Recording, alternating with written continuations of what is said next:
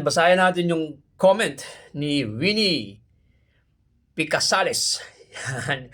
Ibang klase rin bro ang recruitment, ang basihan, parang security agency ang kapatiran ng guardians.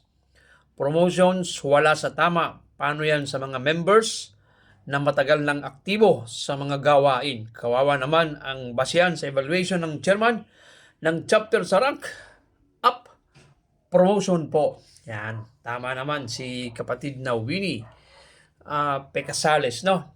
So, hindi dapat recruitment lang ang basihan. Kasi kung hindi ka nga naman aktibo, no? Aktibo ka sa pag-recruit.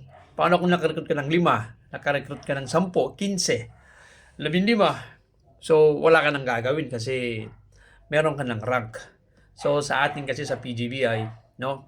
Ay talagang ang basihan yung activity na ginagawa mo, no? Activity, kung lagi kang present o lagi kang nagbabayad ng inyong monthly contributions or other contributions, no?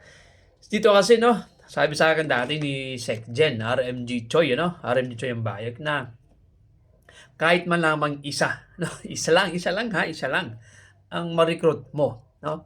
Ang logic kasi nun mga bro at sis ay siyempre pag na-promote ka, at least meron kang isa na iga-guide, no? Na bakante yung position mo bilang MG. So at least maka-recruit ka, no, ng isa.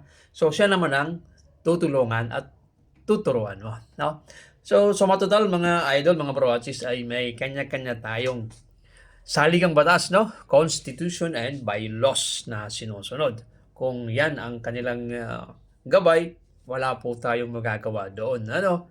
So, intindihin na lang po natin ang kanilang CBL. Basta tayo ay nagkakaintindihan at tuloy-tuloy pa rin ang ating activity sa ating pamayanan at tuloy-tuloy ang mga magagandang adhikain natin bilang isang guardians.